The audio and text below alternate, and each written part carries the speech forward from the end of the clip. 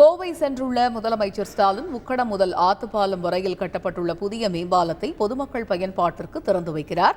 அது தொடர்பான காட்சிகளை பார்க்கலாம். வீதி வரை கட்டி முடிக்கப்பட்ட மேம்பாலத்தினை திறந்து வைத்து பொதுமக்கள் பயன்பாட்டிற்கு அர்ப்பணிக்கின்றார்கள்.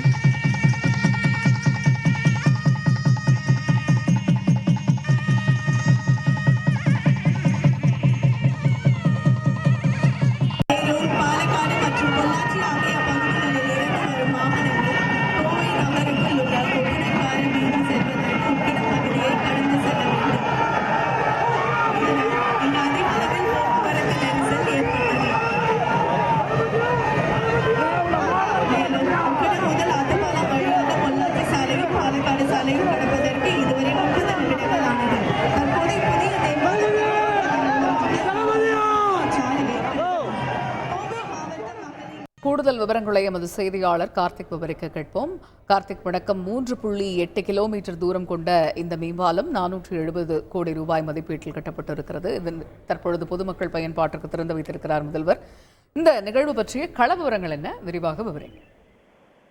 வணக்கம். கோவை மாநகரின் மிக முக்கியமான பகுதி உக்கடம் ஆத்துப்பாலம். உக்கடம் தான் கோவையுடைய மிக தொழில் மற்றும் கடைகள், வணிக வியாபார சந்தைகள் இருக்கக்கூடிய மிக முக்கியமான பகுதியாக பார்க்கப்படுகிறது.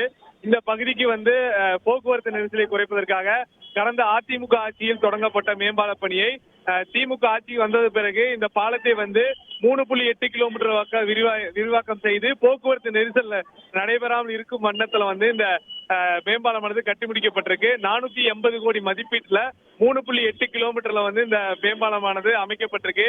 இந்த மேம்பாலம் பாத்தீங்கன்னா கேரளா மாநிலம் செல்லக்கூடிய பாலக்காடு மற்றும் அதே மாதிரி நம்ம பொள்ளாச்சி சாலைகளை இணைத்து மாநகர் பகுதிக்குள்ள வருவதற்கும் மாநகரிலிருந்து வெளியே செல்வதற்குமாக வழிவகை செய்யும் வகையில் இந்த மேம்பாலமானது அமைக்கப்பட்டது.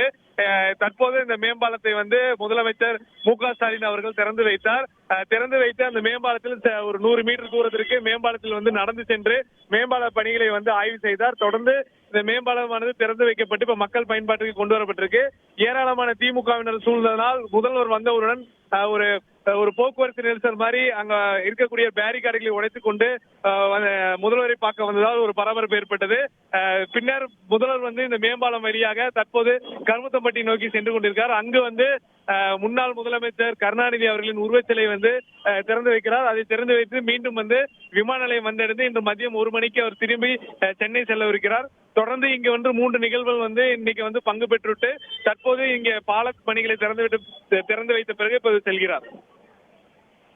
தகவல்களுக்கு நன்றி கார்த்திக். செய்திகளை உடனுக்குடன் தெரிந்து கொள்ள உடனே சப்ஸ்கிரைப் பண்ணுங்க.